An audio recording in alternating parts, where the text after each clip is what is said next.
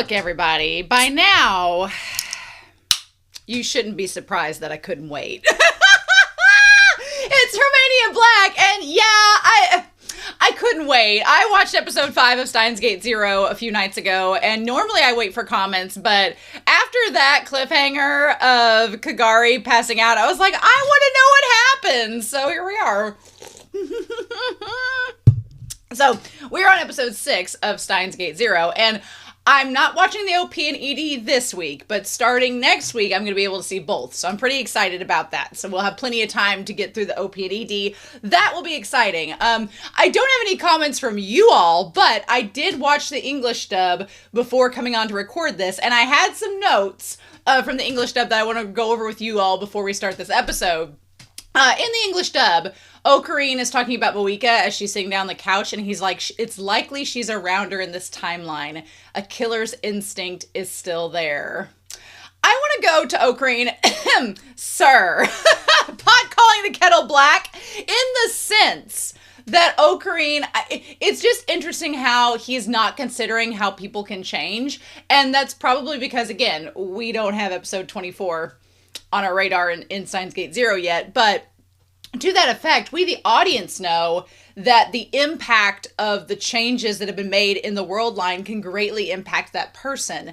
And it is interesting to see how Okarin considered, like, it reminds me of Suzuha and Kurisu from Steins Gate, because Suzuha was not trusting of Kurisu at all. She was constantly thinking that something bad was going to happen with her. And then by the end, Suzuha and Kurisu became friends and they worked together. And so it's interesting to see Okarin kind of in that same position as Suzuha, where he does not trust Moika at all because he thinks she's going to end up killing Mayuri, when we've seen as the audience firsthand that that's not necessarily true. So Okarin establishing himself once again as an unreliable narrator is par of the course of Steins Gate Zero, it seems. So that's interesting. Maho mentioned when she was talking to Amadeus in her office about Occam's razor. She mentioned Okarin being Occam's razor, which is, as we talked in Steins Gate, a philosophical rule of thumb suggesting that when faced, I'm looking at the internet for this, with a competing hypotheses for the same phenomenon, one should prefer the simplest one with the fewest assumptions. So again, Maho is in denial of her crush on Okarin, but as of episode 5, it's a little hard to deny it at this point. They talked about the foreigner that was looking for Kagari, and the only person I could think of is, and I say Kagari because that's how the English dub says it, the only person I can think of is Alexis. Is Alexis tied to all of this? I don't know. I find it really, really ironic that Alexis is the name of the doctor, the professor, and Alexis is also named of a very prominent AI. So I'm like, it's mind tripping at this point. And I'm wondering if that's intentional, because I think Alexis would have been around by the time that this came out. So that feels intentional. But I wonder if it is related to Alexis. I don't know. Also, Maho's freakout is understandable in Akihabara, but also rewatching it in the dub, and I'm sure somebody will comment on this in episode 5, Maho's freakout is very similar to Okarin's when he was worried about Mayuri being killed. Like back in Steins Gate, when all the scenarios of Mayuri dying were happening, Okarin was constantly worried about that, and his freakout in that series is very similar to Maho's in episode 5. So I'm sure somebody will comment on it, and because I'm watching ahead, I'll be able to tell you, I'll be like, yes, I will talk about that. But in the English dub, they changed a few words. They changed some things, and it does change the context. So in the scene where Judy confronts Okarin in the Japanese sub, she says, "Are you Maho's boyfriend?" And he says, "Yes," out of panic, but it is like a Freudian slip where, it's like, oh, you're her boyfriend, huh? In the English dub, Judy asks, "Are you Maho's boyfriend?" And J. Michael Tatum as Okarin says, "Well, not quite." Now, unless the Japanese sub is simplifying and it's more complicated than that, then I'm like, that kind of changes the context a little bit, English dub. It kind of changes the context a little bit, which there was another scene that does that, and we're going to talk about that in a little bit. But in the English dub, Judy is there for an AI conference. I'm like, again, setting up lots of concerning things. In the dub, Daru is less creepy, which is good. He does call Maho Mini Maho, and I'm like, dude. He also kind of hits on her. He's like, that's version of you. He doesn't talk about lollies in the English dub, which is fine, good. But he also is like, oh, this version of you is my favorite type of you. And I'm like, aren't you in the knowledge that you're marrying someone else? I'm like, I don't know. Again, I talked about it when we found out that Yui was in this version. I'm like, it's going to create a conundrum, and you've got to toe that line really carefully as a narrator and as an author. So, I don't know. It's odd to me that Daru is like kind of being not flirtatious, but kind of like weirdly advancing towards Maho when I'm like, the woman you know you're going to end up marrying and having Suzuha with is in this timeline and near you. So it's weird. It's a weird choice. But I really did like this line in the English dub where Okarin is reflecting on time moving forward, and he says, time marches on in this world line I chose. And I thought that was very interesting because Okarin made this big old speech to Suzuha at the beginning of Zero. He made this big old speech to her about how you can't change the past, you can't do this, you can't change this, da-da-da. But then he says this world line I chose. And I know it is a little different, but in the same vein, I'm like, you did choose this world line. It was not fate. You made this choice. You made actions that led to this. So it's kind of just calling out Okarin a little bit because, again, he's not a reliable narrator, and everything he says we should not entirely take as the gospel. I know that he says in the dub that Kagari sounds different, but I'm going to be honest, her dub voice sounds a lot like Kurisu's, which again, I talked about it last episode of my kind of critiques of that, but she does sound a lot like Kurisu. It's a little bit lower register, but it just sounds like a more lower whispery version of Kurisu's voice, and I'm like, I don't know. I wish she would sound more different. I wish she would sound more different to distinguish. Now, this part, again, was something the dub did that I think is a change from the Japanese sub, and I was like, it doesn't make sense, because they call her Kana, and Okarin asks about Kana, and in the Japanese sub, Kana as a placeholder name is kind of like a nickname, where it's just referring to someone overall that doesn't have a name, it seems. But in the English dub, when he's like, Kana, and Ruka says, oh yeah, my father made it up. And I'm like, did this girl who has been with this monk or wherever for 12 years or been rotated around for 12 years, did she just not have a name until like 2 days ago? I was like, has she been wandering around for 12 years without a name? That doesn't make sense. Like, you would think she would have given a nickname for herself, or someone would have gave her a nickname, but you didn't think of anything like that until 2 days ago, and Ruka's dad's like, well, why don't we call her something? It's like, what? So, I don't know. Again, that was a little odd. And then I will say, Mayuri's dub actress, when she comes in, she's like, doo-doo-doo. She's like, it stopped snowing, boo. That was so cute. That was adorable. I loved that. And then I didn't know if there was any significance. They talk about the upa that Kagari brings with her is the Forest Fairy edition. And so I don't know if there's like any kind of fantastical, like fairy tale quality to that. It seems like there is with Kagari's character in general, but I didn't know if it had any significance. I guess we'll see. But yeah, so I spent like almost 9 minutes talking about the dub changes, so sorry for spending so much time, but I am really enjoying the dub for Zero, and I'm really excited to see where this episode goes, so we shall see. But in any case, this weather outside needs to make up its mind. Where I'm at, it's either yesterday it was like 89 degrees and I was sweating my butt off, and today it's like 45. So I'm like, you need to... Spring decide to spring, or what?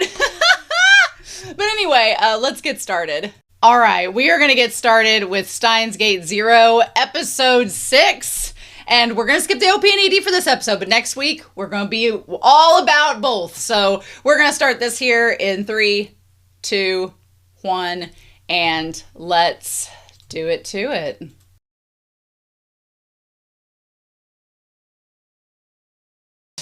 Well, that piece was short-lived. I was thinking halfway through the episode, I was like, man, this series, I mean, we're 6 episodes in. I was like, this series, we're just kind of going along, aren't we? And then the moment that guy snuck around the corner and Mr. Braun saw him, I was like, But this episode has brought up so many suspicions. The reason why I'm not bringing Whiteboard Coon out is because even though we could theorize and try to map everything out, I feel like after next episode, Whiteboard Coon's gonna be needed for episode 7. Let's just be real about that. But I feel as if we need to talk about orbital ordering, which I found an article about it, which is going to be shown up here for you all. But also just kind of walk through the episode and just kind of theorize some things. There's a couple suspicions I have. I do really appreciate this episode, the mystery of like, who knows about Kagari, who cares about Kagari, who wants to know more about Kagari. My one thing is that, which it's not really even a thing when you think about it, because I was like, Mayuri can't die in the next episode because then that throws off the whole timeline of Kagari coming and all of that. She can't die in the present because then Kagari won't exist in the future. But if we have these multiple world lines going on and some of them are without Okarin's control, or are they going to shoot Kagari? That's the question. Are they going to shoot Kagari? Because that would be my guess. If somebody was going to die next episode, I don't think it's Mayuri. I think it's Kagari. Or if they really wanted to throw a twist, it'd be Maho, but I think that'd be way too much. I was like, no, let's not get Maho in on this. I don't know. Although they could kill Maho, and then that's how we tie back to Kurisu, so... now that I think about it, again, these are different world lines.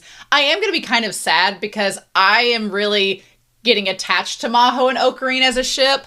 And so the idea that if they fix, quote unquote, the timeline back for episode 23 and episode 24, then it's like Maho won't really exist, or she won't exist in the capacity of being, shipped with Okarin because Kurisu will be there. They'll just be, which that'd be fine if they were just platonic friends in the Steins Gate world line. If Maho and Okarin were just platonic friends, that would be fine. I think she'd be cool with that. But especially if Kurisu's alive. But I don't know. I'm like, what is going to happen? Because it seems eerily similar to in Steins Gate when around episode 6 and 7, I should have known that this was going to happen. But around that time, so I'm like, is Mr. Braun going to rescue them? Because he saw that one guy and he was like, And also his daughter's up there. So his daughter being in danger, he's going to be like, no. So that makes me think that we need to go back through this episode. We just need to go through this episode and talk about it, because I have lots of questions, lots of suspicions, and I wish they would quit making Daru comic relief. But anyway, we're going to look back here at 3, 2, 1. So I want to talk about orbital ordering. Oh my gosh, tongue twister of the day with you all. I found this article that is by Eva Pavarini from the Institute for Advanced Simulation. It's a manuscript that she submitted, but it was like the first thing that really popped up about orbital order that wasn't like a Wikipedia article. So I thought it'd be kind of cool to look through. I read through part of this introduction and there were so many words that I was like, This is not in Romania's wheelhouse, but it says the term orbital ordering, or OO, indicates the emergence of a broken symmetry state in which localized occupied orbitals form a regular pattern in a similar way as spins do in magnetically ordered structures. So like the world spinning around, there is an order to that. And so orbital ordering is like the idea of everything has like a pattern and a symmetry state that it's in. Which, in this episode, which is essentially what happens this episode. We started to get where Okarin, was seeing all these flashes of Kurisu with everybody in the lab, and he finally came to this sort of closure of like, well, I've got to move forward. If they find out about Kurisu, I guess it's not, we'll talk about that. I was like, no. So, and then, of course, to create this symmetry state, we're back to, in Steins Gate, regular Steins Gate, what was episode 6? Because was that when all this came down? The Steins Gate episode, the butterfly wings divergence was this episode, right? And in this episode, that was when the earthquakes for the experiments, they were talking about the IBN machine. Okay, and then Okabe decided to reveal the secret and dubbed Moika lab member number 5. So this was not the moment in which the original group came in and killed Mayuri. I think that was episode 8. But rule of 8. But it was setting up a similar pattern where just as Okarin, we were establishing, getting lab members, everything was kind of getting put together. That's when this group shows up that's threatening. But as of right now, CERN has not even been mentioned. That's kind of the crazy thing about the series so far, and that's kind of what I wanted to talk about in this episode, because up until the last 5 minutes when this group shows up, which, again, they're looking for Kagari. So are they going to take Kagari or are they going to kill Kagari? That is the big question. And if they are going to kill Kagari, will someone get in the way trying to stop them that will end up getting killed instead? I'm hoping it's not Mayuri, because that would throw off a lot of things. So I'm hoping it's not Mayuri, because we've been through this song and dance before, friends. Surely not. But I wouldn't be surprised if Kagari gets killed and then it's a thing. And then, we have to deal with the fallout from that. But I don't know. Steins Gate does not often do what we expect it to do or want it to do. So, but yeah, we're going to talk about that. But that's essentially what orbital ordering is.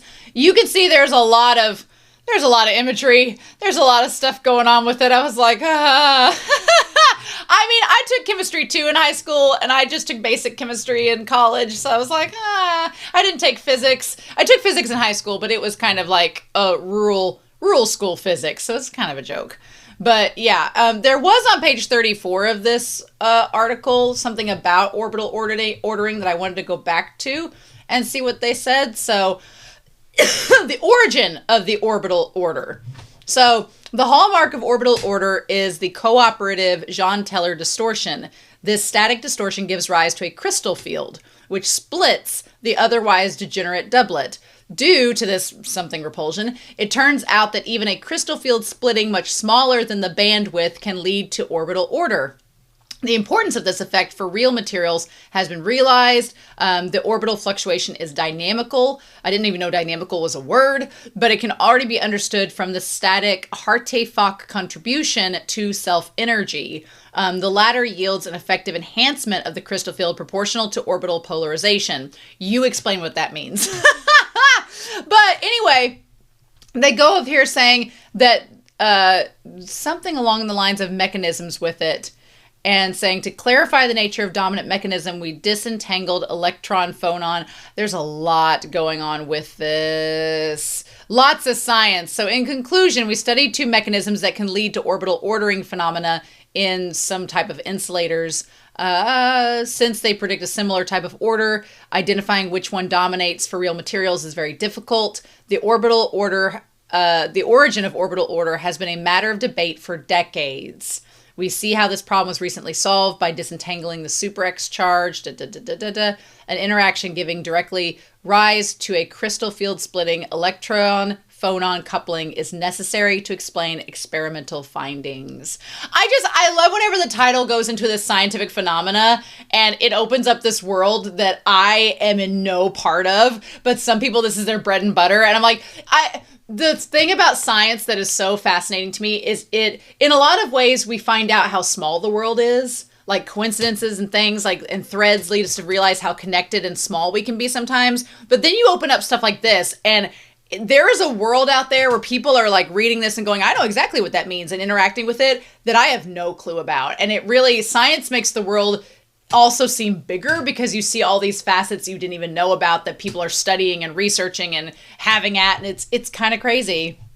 I don't know exactly when this was published. I don't know if it exactly says, but it's on a website. So, it doesn't exactly say when this happened. Okay, 2016. So this is a 10-year-old document. But orbital ordering, if this series came out in 2018, then it's been a hot second. Okay, it would have connected at the time. That's fun. I have parts of this episode I really, really liked, and especially towards the latter half, I really enjoyed. But I'm not going to be, Romania is 100% with y'all. If there's things that I find weird or odd, I'm going to tell you, because I'm going to be honest in my observations and discussions with this episode. I was kind of upset that they didn't just go back to the moment she collapsed and showed us what happened. They didn't do that. And I was like, it's a pet peeve of mine. Whenever you end on a cliffhanger and something happens, I want to go back. It doesn't have to be immediately when the episode starts, because at first I thought, okay, well, we're going to eventually backtrack and see what happened. No, they didn't show us that. And I was like, what? So, I mean, they kind of did, but not really. And so I was waiting for them to go back to her collapsing and Suzuha showing up and Mayuri being like, what's going on? And them to walk through it with us, but they didn't.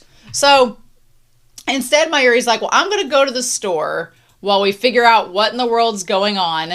And then I do like that we get a little bit of layering with Mayuri's character, because Mayuri is always this very sunshine character, this cheerleader character. She's an innocent angel. But I do like that Okarin's secrets are starting to weigh on her, and she's getting, like, Mayuri would never show us her getting frustrated, but it is starting to affect her. Because, you know, Mayuri and Okarin have been best friends since childhood, and she's always been his confidant, his companion, his lab partner. So for her to kind of feel, you can see that she feels pushed to the side and that she's not part of his life to the extent that she was, and that it's bothering her. Because here in this season, so much has happened with Mayuri. You've got the fact that Amadeus, she's not been privy to Amadeus. She is in this episode, which we're going to talk about, but he's hiding the fact of Kurisu's existence, which he can't now.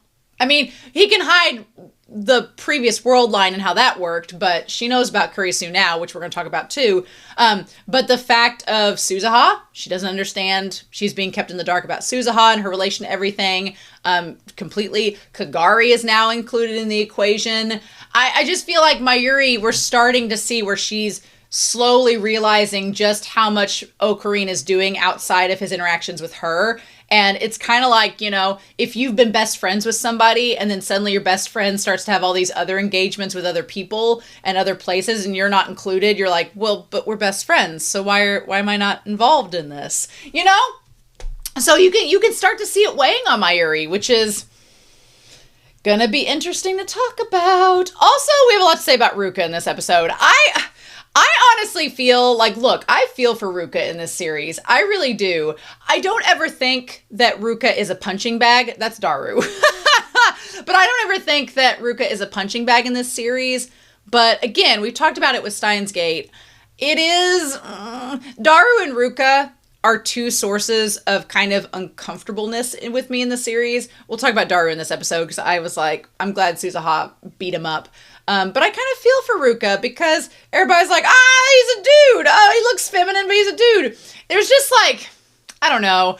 I feel like there's a little bit of not using Ruka's identity as a joke, but it is kind of, I mean, the he's a dude is kind of a comic relief thing. At least in Steins Gate, it came back and had a very somber recurrence and kind of somber callback, and then in that episode that was Ruka focused, it really kind of illustrated Ruka's conundrum. So I liked and appreciated that. I was gonna talk about, up until the latter half of this episode, I was starting to question whether, like, the uncomfortable humor with Daru, which is very uncomfortable in this episode, and Ruka stuff, I was wondering if the series was just kind of like, I don't want to say it felt padded, but it felt like because things weren't progressing plot-wise, we were just including this humor to try to, you know, fill the space. And some of it is very cringe in this episode. I was like, ooh.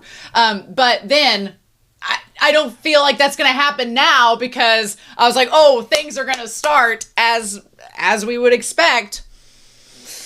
We got a lot to talk about, so let's just get into this. But yeah, and the fact that Mayuri took the long way to town, like Mayuri needs some space to walk and think about things. I feel bad for Mayuri because she has no clue the extent of how deep this all goes. She has no clue that Okarin is trying to prevent her from dying again. But if memories start coming back, the moment that, and I know Maho didn't mean it to happen, but the moment they all gathered around Amadeus and she was like, I'm based on the memories of Makase Kurisu, I was like, no! Because we established in the last series that when people start to connect those threads, those memories start coming back. Are the world lines going to merge? Are they going to cross over? Is it going to create a whole bunch of issues? Probably. We got 24 episodes of this season, so probably. And I was like, oh no. So Mayuri taking the long way around and us not seeing her reaction was really good in this episode to kind of show that she has a lot of conflict with what's going on. But it's Mayuri, and she's the sunshine character, so of course she's not going to yell about it. She's just going to quietly reflect, which I will say, I'm going to talk about it. I don't like the bottom half of Ruka's look in this episode, and that is a nitpicky thing, but why are those shorts white? Why? That makes no sense. I'm like, I love the purple tights. I like the red shirt with the jacket, but make them, they look like pantaloons. They look like old-fashioned underwear is what they look like. Make those pants black. It would match the outfit. It has bothered me since last week. I was like, I wasn't going to say anything, but then Ruka's in that same outfit, and I'm like, make those pants white. What are you doing? 2018, get your fashion together. So yeah. So in any case, as she walks away, we cut to, this was also kind of frustrating in the moment, and it seems a plot convenience that conveniently Kagari remembers nothing. Conveniently. I thought that when she saw Mayuri, and especially when she saw Suzuha that she pulled a gun on, I figured that she would remember things. Conveniently, no. Conveniently, she doesn't. And I was like, usually amnesia triggers and things that you encounter, they bring those memories back to the surface. And when she sees Mayuri and gets Mayuri's name, that sort of happens. But you would think, I mean, I'm not a psychologist, so I cannot speak to that. Maybe the trauma that she experienced with Suzuha has caused her brain to regress that and to completely block it out, which, fair enough.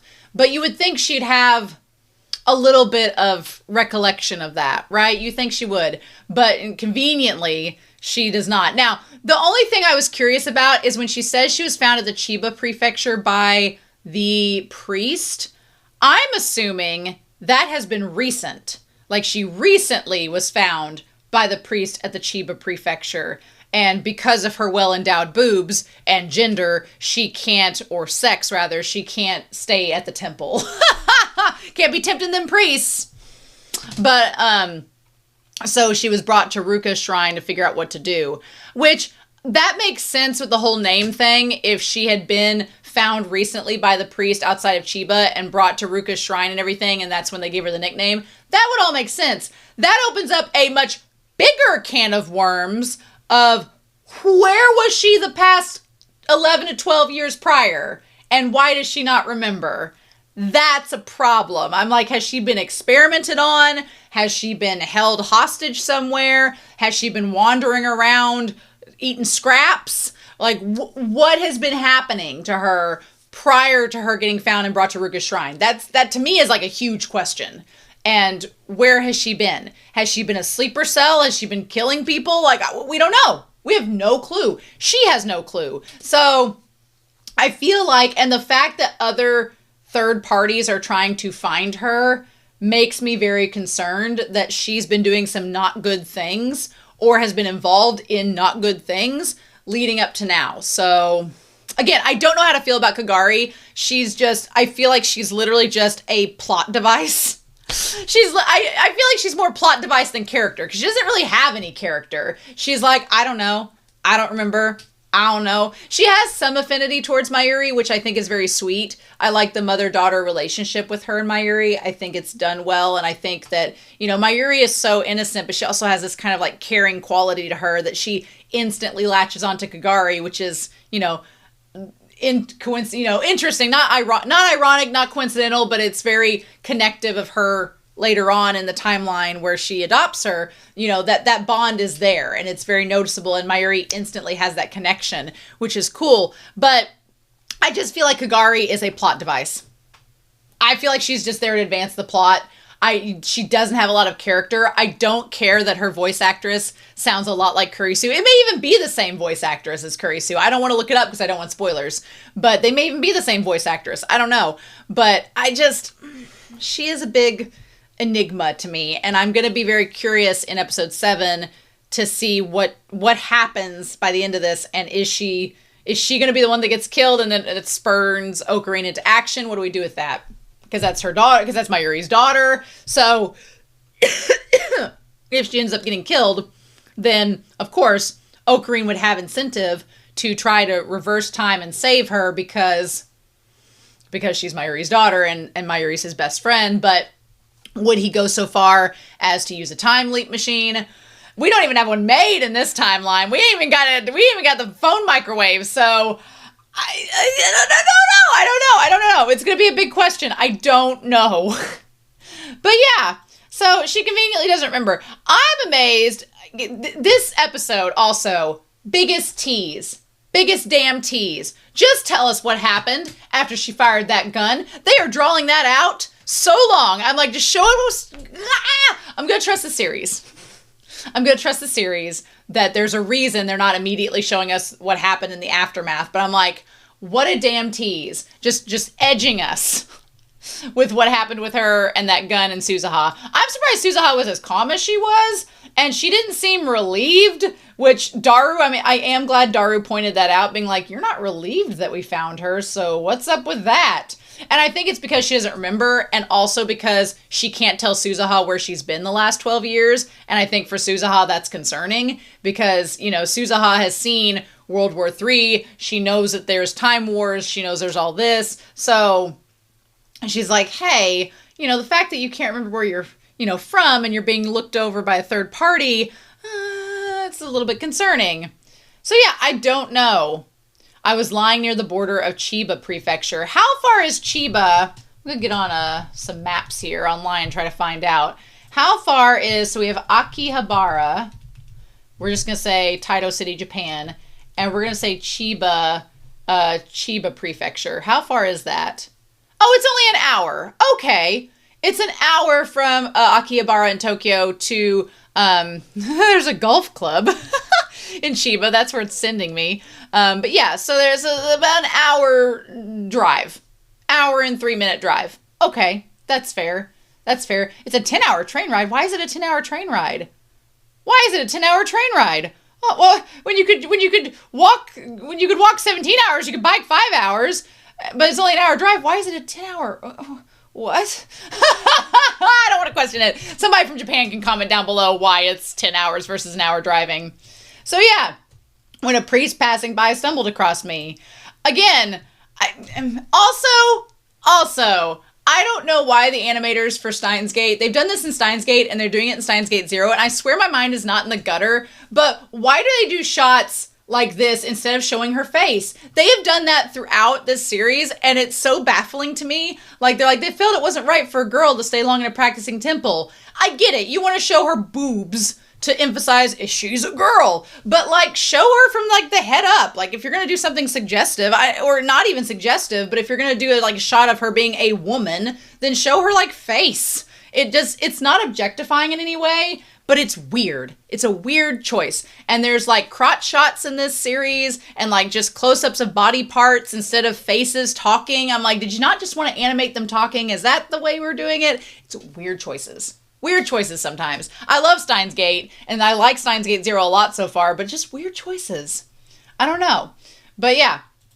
So they felt like she couldn't stay, and I'm like, also, I get she has the same hair as Kurisu, just the bangs are different. She has different colored eyes, even though the eyes are a similar shape. And I guess your face shape, but Kurisu is, objectively flat-chested. This girl's not. Her body type is different. I get why Maho and Okarin think that she looks similar. They're projecting a lot of missing Kurisu into that, but she is very much different. She doesn't have much of a personality. And so as a character, I'm like, what do we do with this girl? What do we do with her? Maybe it won't matter. Maybe she's going to die next episode and it's not going to matter. So, again, Okarin, who is somewhat scientific, is does hearing these names, does hearing the name Kagari Shina or Mayuri Shina or Suzuha, bring back any memories? And in the moment, I was like, her remembering Mayuri is a great idea, but I don't know if her remembering Suzuha is a great idea, because the last time Suzuha and her had an interaction, it wasn't good. Do we want to bring that back up? I'm a little bit worried. This episode is just titled Romania is Concerned. That's it. That's all this episode is. And so, yeah, you can already tell that Okarin is kind of protective of Kagari because she is Mayuri's daughter. Like, already is protective. And look, if you ship Mayuri and Okarin, this was a great episode for you because they basically felt like two parents over Kagari. If you are like me and just think that Okarin and Mayuri are platonic besties, then this is also a good episode because Okarin comes across as like the doting uncle that's wanting to take care of Kagari because his best friend Mayuri is her mom. So, yeah. So, skip that intro. We get to watch it next week. I'm excited.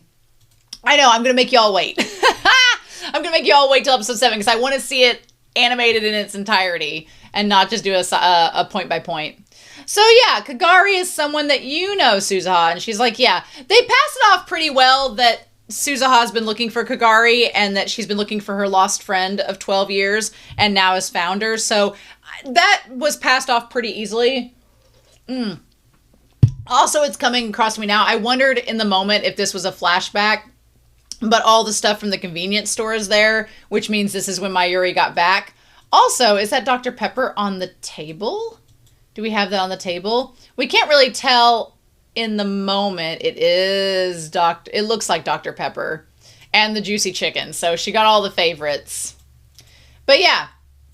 And so then we're trying to say Suzuha doesn't know what happened to her. We're trying to figure all these things out. And Mayuri's like, oh, wow, you have the same last name as me. What a coinkydink. Which, you know what? I feel like that's fine. Like, Sheena seems like, I mean, maybe Sheena's a somewhat common last name or surname. So Mayuri's like, wow, we have the same. And I think it helps the fact that they don't look anything similar. Mayuri and Kagari look nothing alike. So, you know, in Suzuha's case, there is a little family resemblance to Daru and Yui. So, of course, Suzuha's entire existence is dependent upon, you know, them not finding out that she's their daughter, which Daru is not doing a great job in this series. We're going to talk about it later. But in Mayuri's case, because Kagari, they call her Kagari in the English dub, and it just sounds weird to me. But Kagari in this case, because she doesn't look anything like Mayuri, it's very understandable that Mayuri would just be like, wow, we have the same last name. Oh, what are the odds? You know, but they don't look anything alike, so why would she suspect that Kagari's her daughter? You know? Which is really cute. I like it. Also, though, I will admit, even though I just talked about how she's not Kurisu, and it takes Okarin forever to come to that conclusion in this episode, I will say, if I were in Okarin's shoes, I wouldn't blame him for having like a deja vu moment because she looks enough like Kurisu that seeing her and Mayuri interact, it's like it would bring flashbacks to him. I wouldn't be surprised. So that all makes sense, right? But yeah, and then Mayuri, of course, saying, you know, you've had amnesia, you've not been around anybody that you love, your friends, you don't remember who you are. She's like, that must have been really painful. And I like that Mayuri instantly connects with her and she instantly feels for her. And she's so empathetic that she's like, that means you forgot about all the people that you love, right? This part here, because this has been a contention with the series and has been contention for Okarin, is that one of the reasons he keeps on going back to Amadeus and one of the reasons he kind of celebrates being able to talk to Amadeus is the fact that I think he doesn't want to forget Kurisu. He loved Kurisu, and he has that fear of now that she's passed, as time goes on, he's going to eventually forget about her. And that's a legitimate fear. That's a legitimate fear. Forgetting what your grandparents sound like, forgetting what your parents sound like, forgetting what a friend sounds like when they pass. Like over time, your brain just, it can only store so much. So eventually those memories and things, unless you have something to remember them by, is going to eventually be lost. And that's a very scary concept. And a lot of people struggle with that when grieving. So the idea of Mayuri bringing up that you forgot all the people you loved is like, it kind of hits Okarin really close to home because that's what he's afraid of with Kurisu. He's afraid of forgetting her. And that's why Amadeus is such kind of a crutch because he's like, well, that's her voice. That's her presence. Even though it's not, it's enough that he can connect with it and remember. And even if he remembers how Amadeus is different than the original Kurisu, that's something. That's keeping that memory alive in some way, shape, or form. So, sticky situations, but I really liked that connection there and the fact that it got drawn back to Okarin. And she's like, I don't know how to put it, but, you know, she's like, let's do our best. And you can see how Kagari instantly connects with Mayuri. I'm probably going to go back between Kagari and Kagari. It's just going to be back and forth, so I apologize. But yeah, and then Kagari starts to cry, and she's like, did I say something I shouldn't have? And she's like, no, I'm really happy to hear that from you. I mean, let's do our best sounds like something that Mayuri has told her in the past, and Kagari instantly connects with that, and so that, like, nostalgia is washing over her in this moment.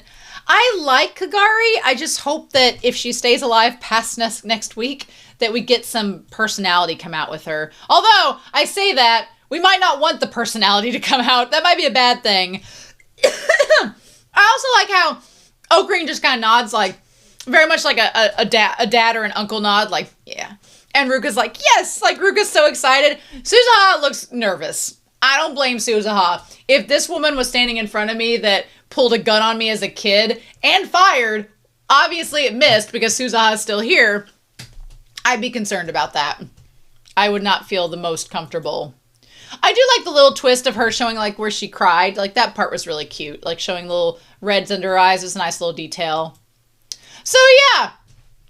Outside the coin locker, we have Moeka, who seems quite suspicious. Quite suspicious indeed, in the shadows. No big deal. Where I didn't recognize Miyanomaru at first. His voice sounded different over the phone. Have you ever had that where somebody sounds different over the phone and you're like, oh yeah, that's their voice? Yeah. He's like, well, we found Kagari by ourselves. And Moeka's like, really? Staying at a shrine of a friend of mine. And then Moeka's like, why was she collapsed? And he's like, I don't know.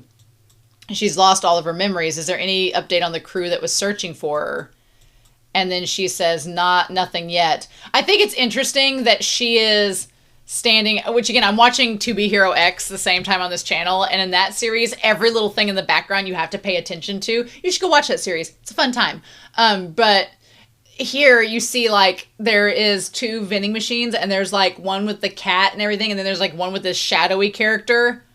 I don't know what to make about that, but I think it's interesting the Animate shop is next to where Moeka is in the shadows, especially because in the original Steins Gate, there was points where the Animate store and the Moe culture didn't exist in Akihabara, so interesting indeed.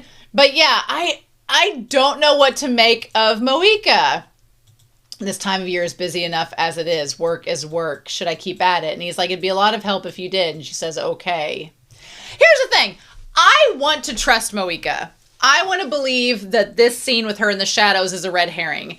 I want to believe that she is not with the group that is invading at the end of the episode. And we don't see her pop up.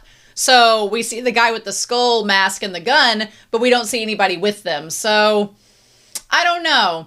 I feel as if the show is trying to make us believe that we can't trust Moeka and that she's behind this, because it seems, you know, kind of suspicious that she calls him, he tells her all the info, and then she's like, and then the next day the people show up to get Kagari.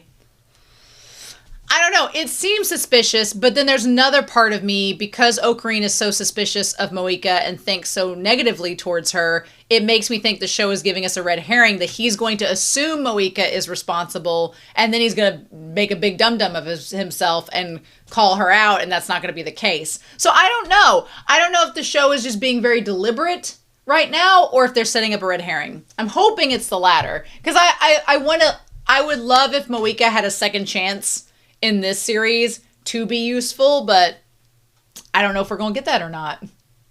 I don't know. That whole timeline where Nai was like standing over Moeka's body with a knife, like, always comes back into my head, and I'm like, I don't know. So then we have Judy. So Maho gets invited to the New Year's party, and then we have Judy, and she's like, we need to talk about Amadeus with Okarin, but I don't trust Judy now. Not one bit. If Judy's the one responsible for the party looking for Kagari, I would not be surprised. I don't know. Here's the thing. I just thought of this.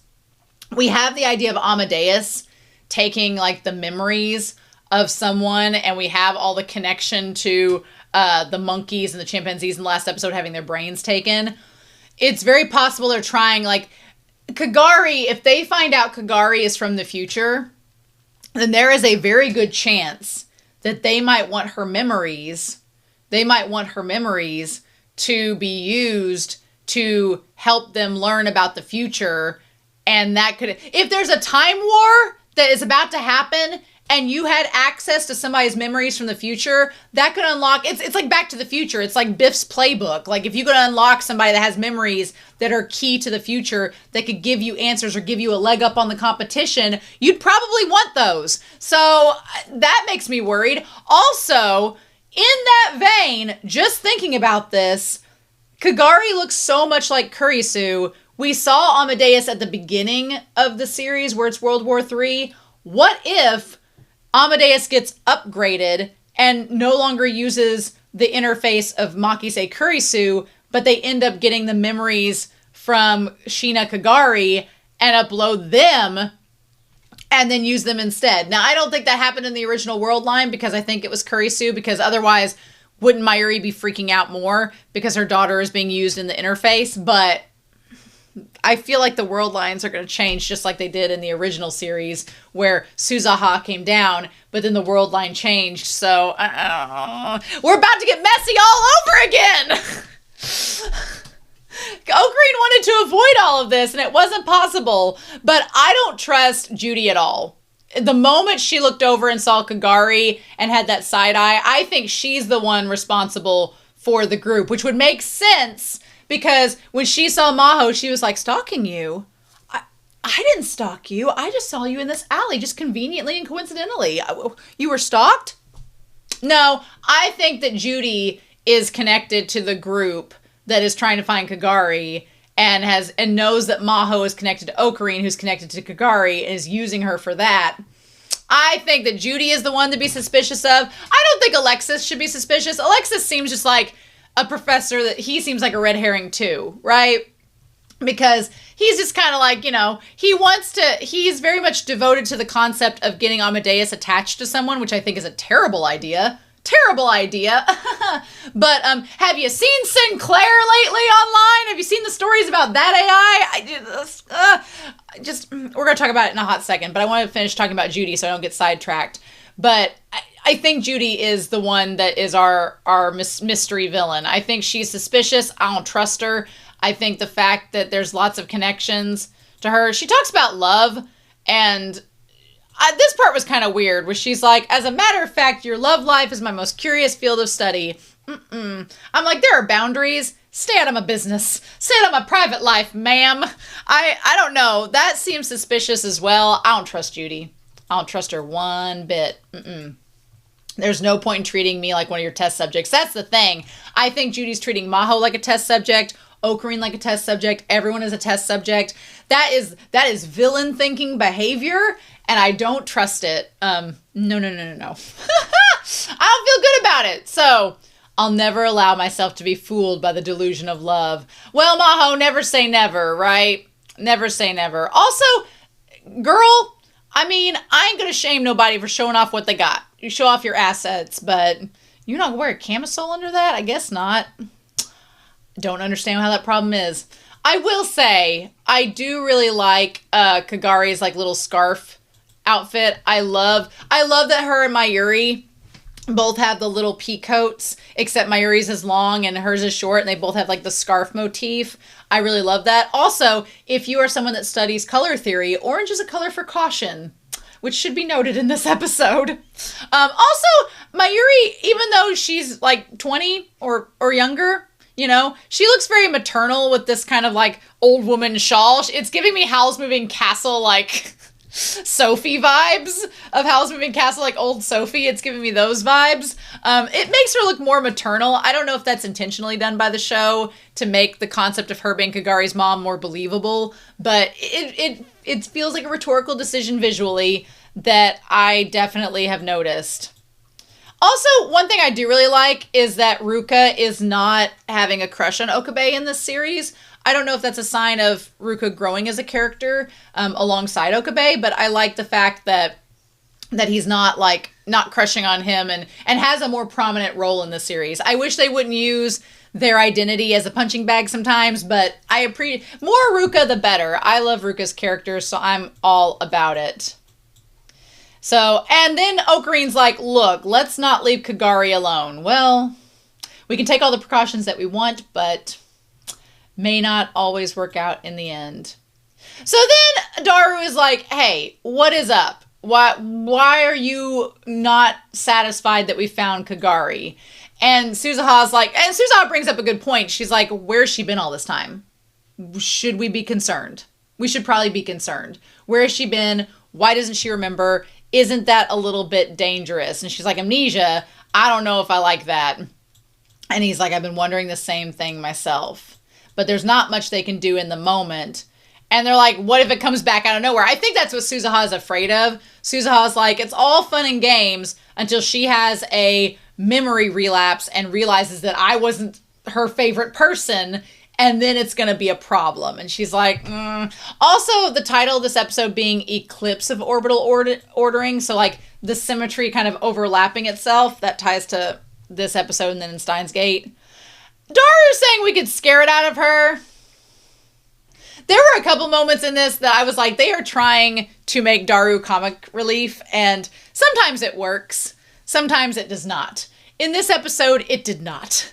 On several levels. I felt bad for Daru's character. I felt like the writers did him dirty in this episode. I was like, and maybe it's based all on the visual novel, but I was like, I've like felt like this was cringy to me, but it does get to the point of the fact that he's trying to like make her feel better, and Suzuha's like, Also, what a damn tease.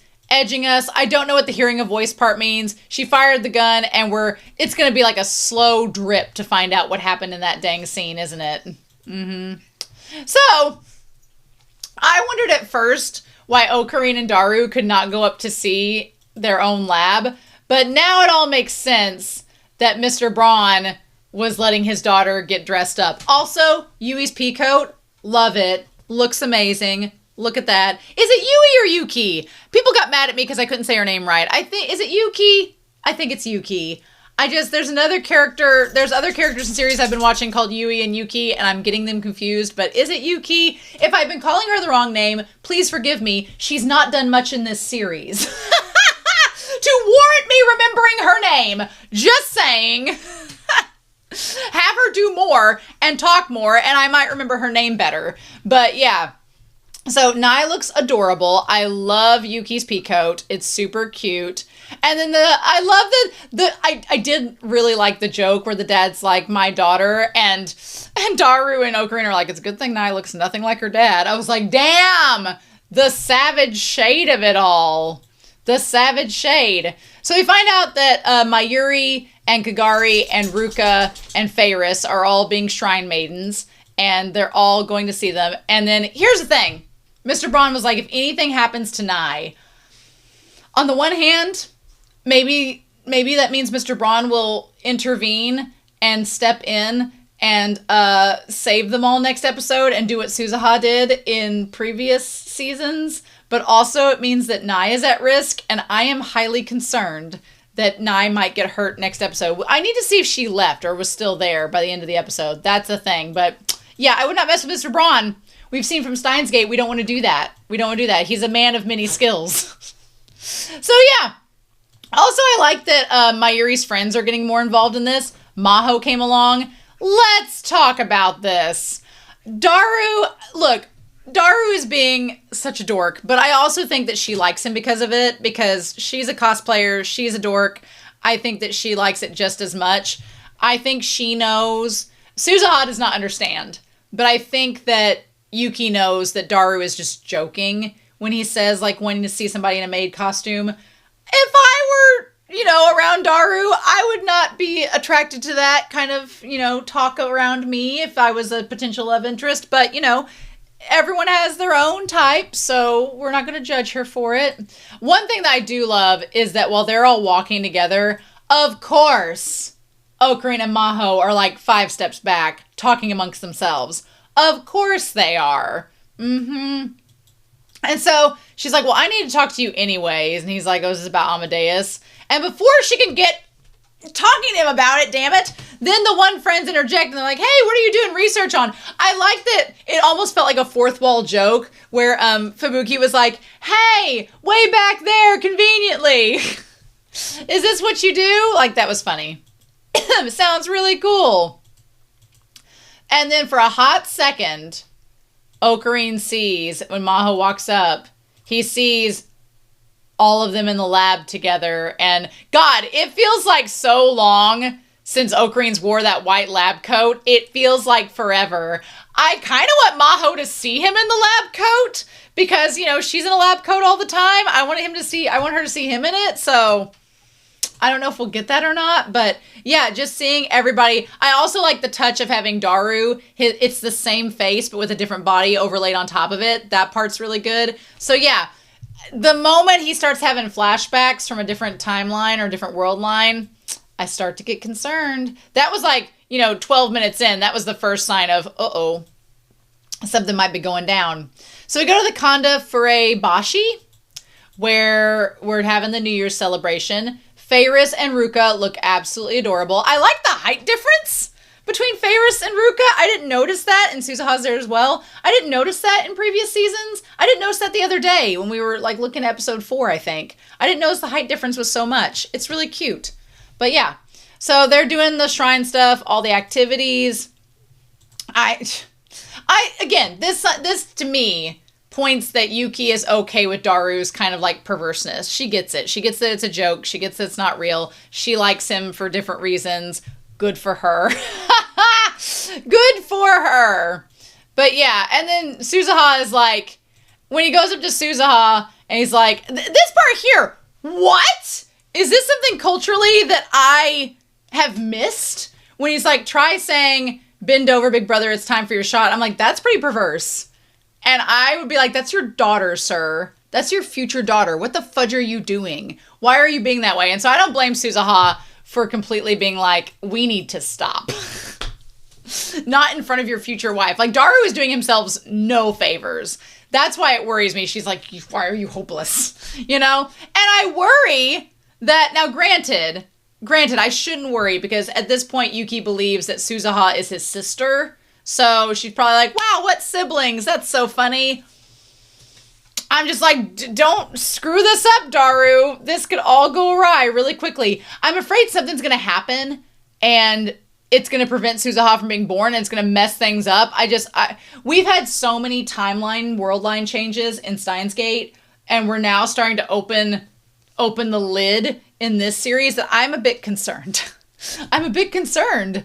And I've heard y'all be like, this series is crazy. And up until this episode, I was like, it doesn't seem that crazy. But now I'm very unsure. So yeah. Anyway, so while this is going down, Maho being like, wow, you're beautiful. And they're like, oh yeah.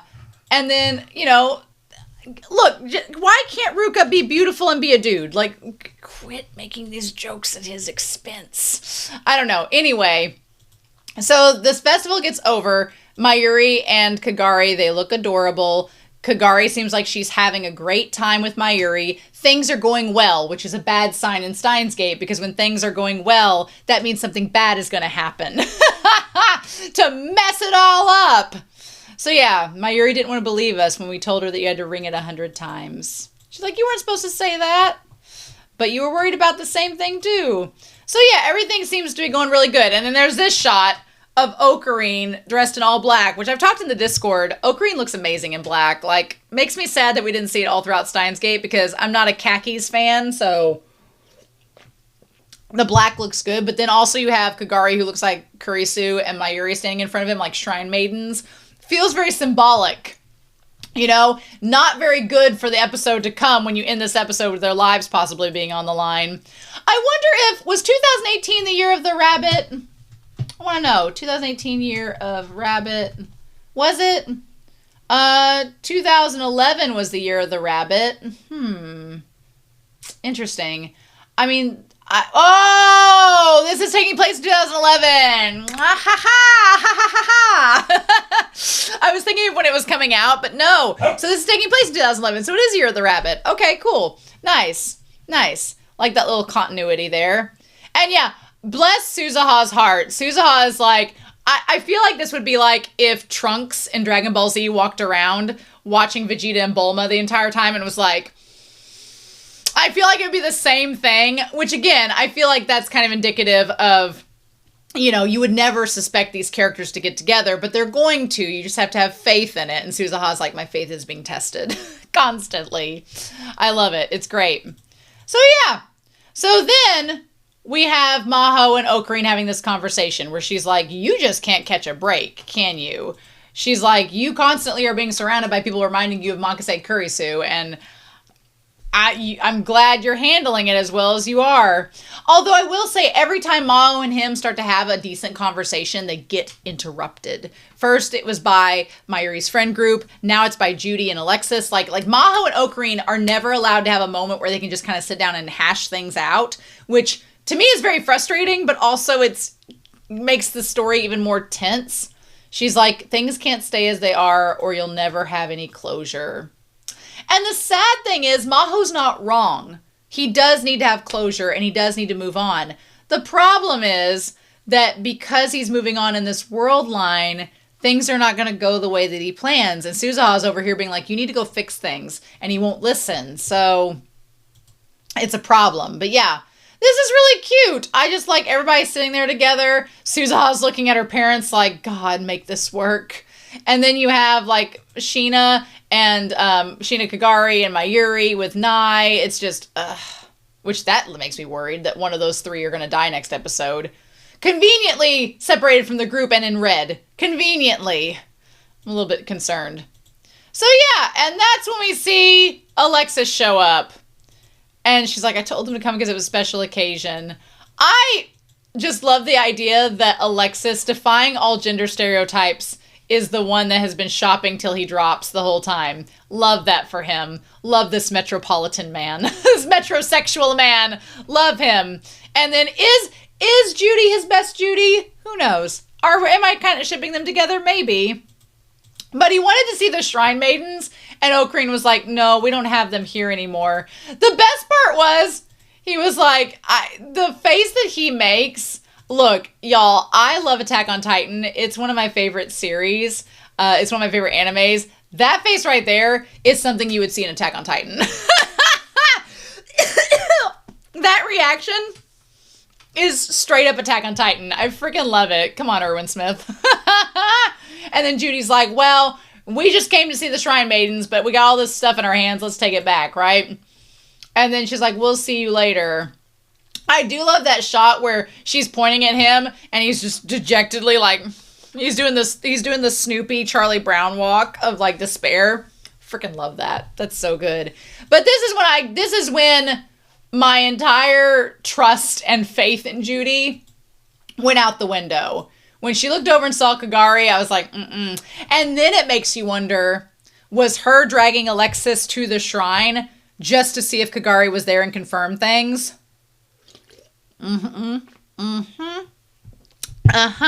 Makes you wonder.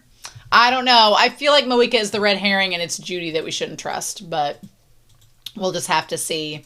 So yeah, so Yuki goes off to work.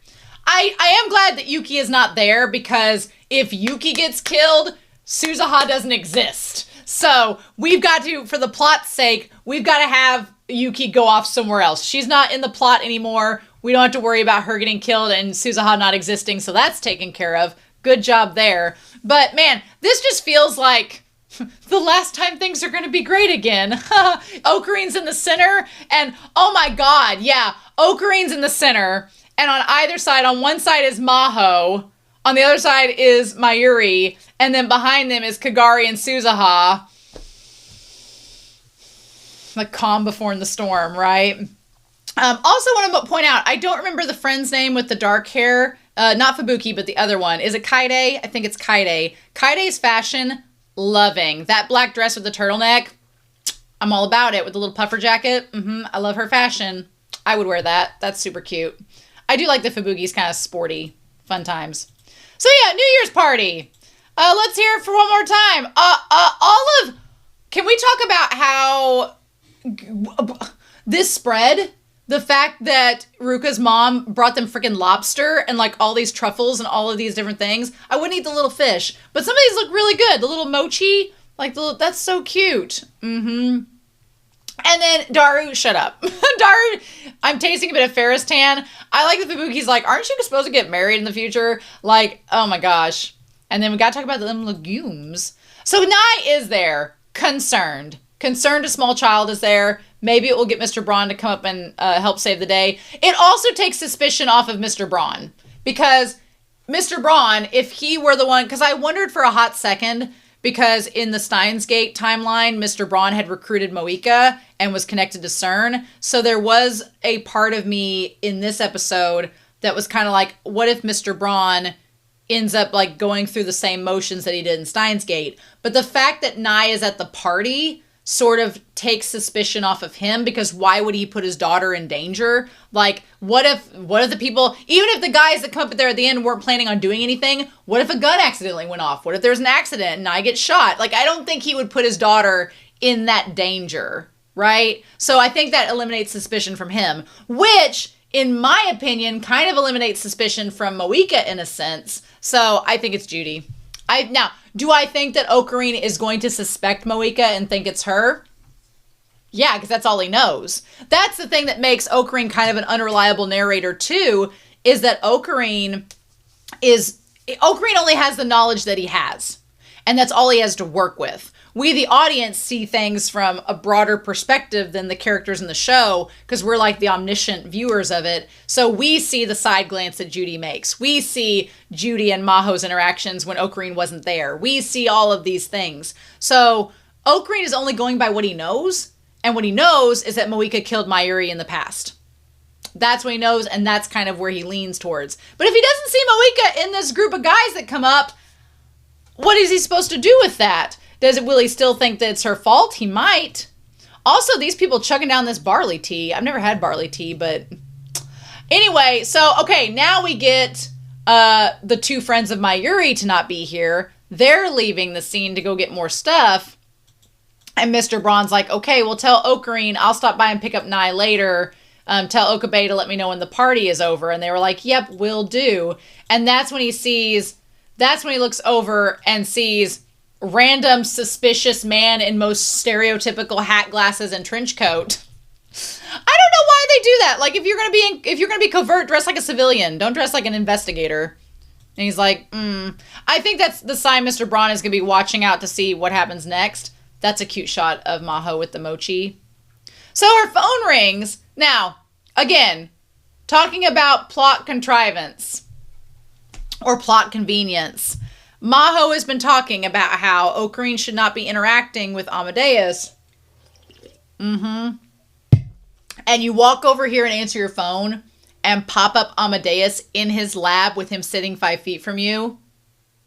It just, writing-wise, seemed like a major convenience and just something that had to happen for the plot to move forward, when in the reality of the character motivations, does it make sense for her to interact with Amadeus in front of Okarin? It's like telling someone, hey, you need to quit using crystal meth, but I'm going to stand over here and use crystal meth 5 feet from you. Pay no attention. You know? That's kind of what it feels like. Or like maybe not something as severe as crystal meth. Don't do that.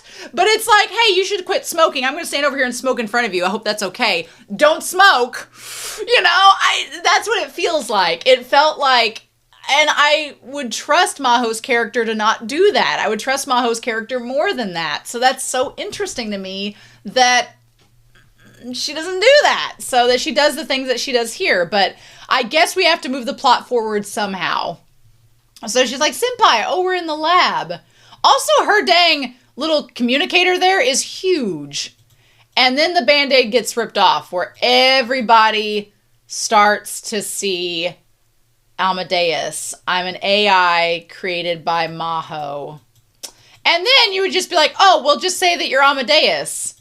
And that's when she says, oh, you must be members of Okabe's lab.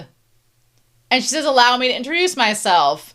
And it makes sense that when she knows they're members of the lab, she's like, well, I want you to know, as if you couldn't tell because I look exactly like her, I'm Amadeus. It's based off the memories of Makise Kurisu. And then they're all like, now, conveniently, because this is Makase's memories before she came to Japan, she doesn't remember interacting with these people. She also doesn't remember interacting with Okabe. So she can't tell that Okabe is lying and has been lying. And unless she gets into like detail with him and they're like, well, actually, we don't really know you. Then she's going to start maybe questioning some things. But honestly, Okabe reacts to this way better than I thought he would. I thought he'd be freaking out DEFCON 5 levels of emotional anxiety, but he's kind of at this point been like, you know what? Let him do it. Let him see that it's her. I'm also curious, like, it also, I mean, it's a good character moment for Okarin because he's moving forward. It's also good for Mayuri to see her because up until now, Mayuri, he's always like hid Amadeus from Mayuri, so now she can at least see what he's been talking to. Now, whether or not she's gonna, the question is, if Mayuri lives past next episode, will Mayuri question him and be like, hey, you know, you need to move on. Like, what are your feelings about this AI and why are you so close to it? But she does, now that she now knows what he's been talking to, that's gonna open up a lot more, you know, lines of questioning if she lives to see that point. But yeah, so the ones in the lab right now are Suzuha, Daru, Ruka, Mayuri, Feiris, Nai, Maho, and Okarin. There's 8 of them in the lab. Weren't there 8 lab members before everything went down? Just trying to get like my orbital ordering in line. So yeah, Miss AI, are you part of a game or something? Love and Death? What is Love and Death? Love and Death, Japanese game. What is that? Real-time lovers. Oh, it's like a dating sim. Oh, well, of course Daru would bring that up. Yeah. And she was like, I'm sorry, after saying all these things to you, I brought it up. I apologize. I'm like, yeah, girl. At least she apologized. And he's like, it might be better this way. It hurts, but I have to keep moving forward. Even if Kagari resembles Kurisu, she's not Kurisu herself. And I'm like, yes, I'm glad you've come to that conclusion. And Amadeus, even if it's based off her, it's a separate entity. So yeah, so Okarin showing some emotional maturity, moving forward, moving on. Everything seems all hunky-dory. And then she's like, I can't let her drag me down. Is that what you wanted to say? And she's like, wow. We have this great moment. And I'm like, just when you think, I'm like, okay, Okarin is moving forward. He's going to move past Amadeus. He's going to move past Kagari. Him and Maho might have a chance together. And then in the midst of all that, I have to keep protecting without looking back. Suzuha maybe not convinced at this point. No, that's the thing. Suzuha is not convinced. And I think that Suzuha seems concerned. I wish we would have gotten more with Suzuha's reaction to Amadeus. Because, well, here's the thing. Yeah. What is Suzuha's reaction to Amadeus? Because isn't Amadeus a pretty big thing in the future if we started out the season seeing Amadeus on a big screen in the city? So you would think that Suzuha would know about Amadeus in the future or talk about it. So I'm hoping that she can shed some light on that in the future. She seems concerned, but what is her take on Amadeus? We need to know these things. And by the way, isn't Okabe, the fact that the app shut off. Yep, so the app shut off. I'm glad the app didn't just disappear because there was a part of me that was worried that someone removed the app from her device, which would be super sketch. But the app disappeared, so that's a problem. I don't blame Okarin for having a flashback in this moment of the app disappearing, so it meaning that Mayuri's in danger. I'd be like, no, that's very suspicious. That's very shady. I would be nervous about that as well. So the question is, did Judy shut the app off? Because did Judy or Alexis intervene? Where I don't think it was Alexis. Again, Judy is my main suspect. Did Judy intervene and shut the app off to keep Amadeus from seeing what's about to happen and like internalizing that in its core AI memory? I don't know. Suzuha's response to all this is going to be like, I told you. We have to stop this and save the future. And she's like, what in the world is this? Why did it cut out? My phone's working fine. It's just the app stopped. I can't connect to the Amadeus server. And that feeling of dread, that feeling that something is off, that something is not the way it has been in the past, immediately makes Okarin remember this feeling that happened when Mayuri was about to die. Yep. And she's like, my watch isn't working. So then there's the idea of, oh, does that mean Maho's gonna die? Because she's like, wait, why is Amadeus not working? Is Maho about to get shot? Oh no, I don't want Maho to die, but I don't want Maho to die. No, we need Maho around. She anchors Okarin. We need her around. And she's like, I've never heard about the server doing something like this. And then Suzaha's like, well, son of a bitch. Here we go. Somebody is here. And she's like, Okabe Rintaro. And then these guys show up. Okay, again, who be these people? All right, let's also remember where everybody is in this moment. Let's go back and remember real quick where everybody is. So Daru's in the back. Suzaha and Okarin are not near them. There's luckily Ferris and Ruka's in the back, but Kagari, Maho, Nai, and Mayuri, the quartet of death and fate is in front of us, and I am concerned who's going to be targeted. But here's the thing. I don't think Judy would hurt Maho. I don't think Judy would intend for Maho to get shot or hurt because she's connected to her through the lab and everything. So my thought would be that Mayuri, Nai, or Kagari would be the targets, primarily Kagari. But I don't know. Yep, so we have these masked figures. Whoever's in the skull mask, and in the back over there is Suzaha and Okarin. And they're like, what's going on? Yep. And so then, Suzaha reaches and they're like, no. And if I were Okarin, I would be pooping my pants right now. In fact. Yeah, this here, not good. Not good. The fact that Mayuri is with Kagari, don't like that one bit. Nope, I worry about that. Worry about that entirely. Yep, and then, now, this was when Moeka showed up and killed her in the last timeline, but I don't think Moeka is with this group at all, because we would have seen her walk up maybe. I don't know. And then, and then there's somebody in the skull mask. We don't know who. Pointing that gun. We can assume that whoever it is that group that was not only following Maho around, but also is a group that was trying to track Kagari down. So either, in my mind, one of two things is going to happen. Either they're going to try to take Kagari with them and then leave and nobody's going to get shot, maybe. Or they're going to try to take Kagari, complications are going to go down, somebody's going to get shot, maybe Mr. Braun will step in and help, but just when I was like, man, when we were at the shrine in the episode during the reaction, I was like, this is really good. And I like Steins Gate Zero a lot, but I'm like, I wonder when things are going to, because people have made it out being like, oh, it's going to be crazy. And I was like, when's that going to happen? We're 6 episodes in and it's been interesting and different, but I'm like, when's it going to get crazy?